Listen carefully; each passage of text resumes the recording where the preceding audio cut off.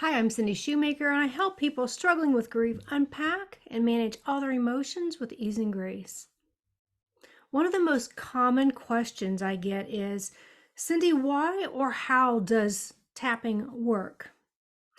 So, first, let me say that the mind body connection is a perfect operating system. The mind and the body are one, and the body always follows the mind.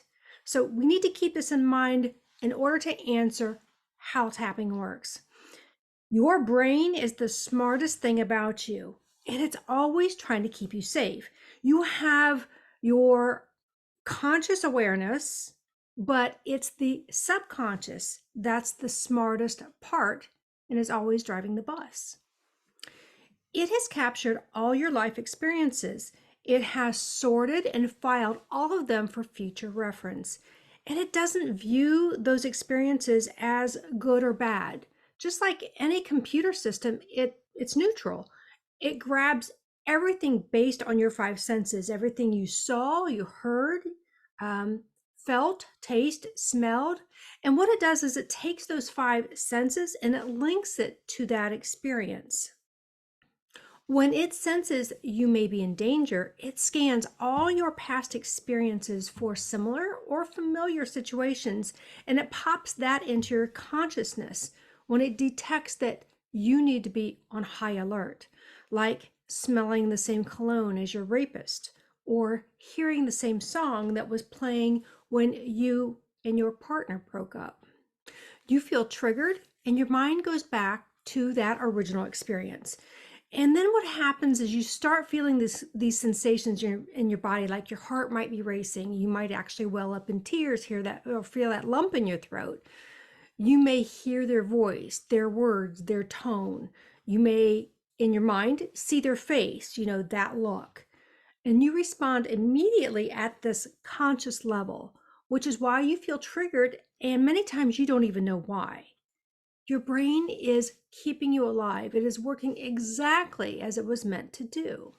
If you were born into a family where there was a lot of fighting and toxic relationships, your brain recorded all of that as you figured out how to survive in a very unsafe environment. Unsafe maybe to you, especially as a child. Now, fast forward to your current state, and then all of a sudden, your heart is pounding. You feel like you're going to have this panic attack, and you think that there's something wrong with you. You may use the words like, I feel broken, or I feel like my life is a mess. But you feel this way because of the programming in your brain. What we want to do is unlink the two things that are linked together.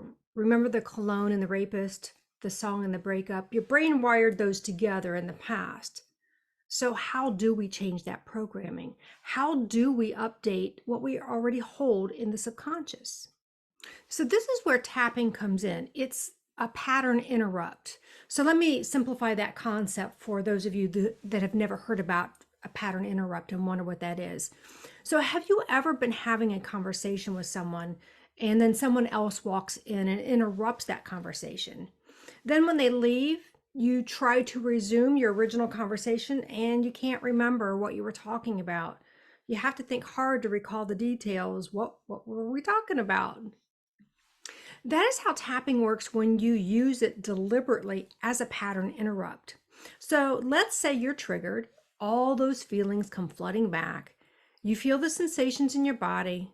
You then shift your focus and start tapping. You do a couple rounds of something like this. You might say, I let this go. It's safe to let it go.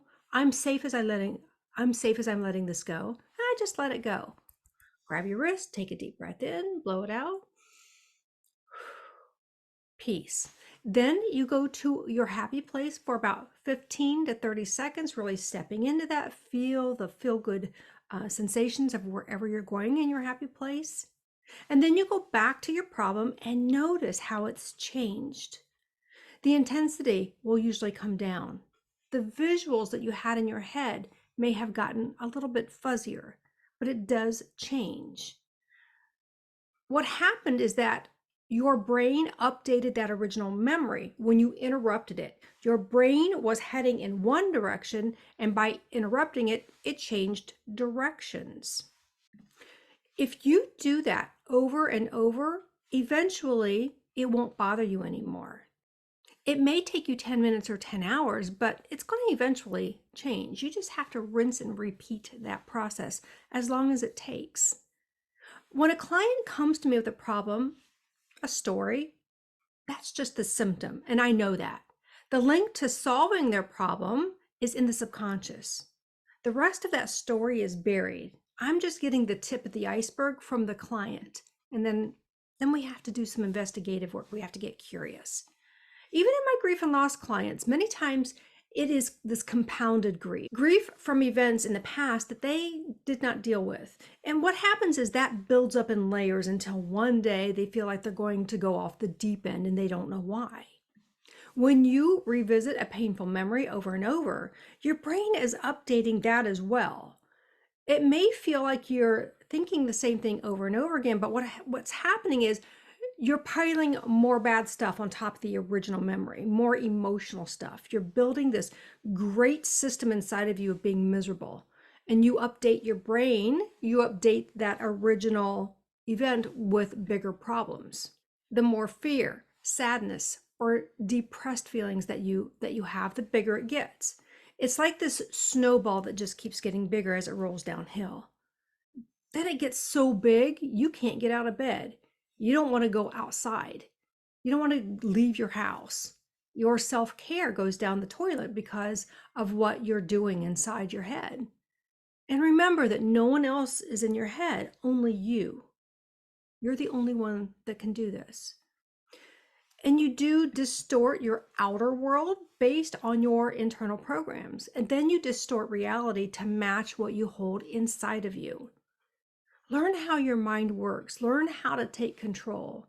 And when you do that, your whole world will start to change. Take baby steps. You are 100% responsible for your life. No one is going to save you. You have to save yourself. So learn to master your emotions so they don't master you, because what's at stake if you don't? If this video resonated with you, or you know somebody who might benefit from the information, please consider sharing it for me. All right. Go make it a good day, and I will see you in the next video. Bye-bye.